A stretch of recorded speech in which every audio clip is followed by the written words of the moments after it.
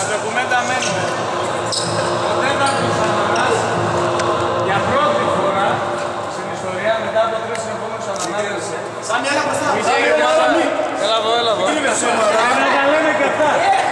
Μετά από 3 συνεχόμενους ανανάδες που κέρδισε η ομάδα του Σαμαρά το 12, το 13 και το 14, για πρώτη χρονιά, Ζαραβίνα, για πρώτη χρονιά ο Ανανάς πάει στην ομάδα σου, ερήμην σου.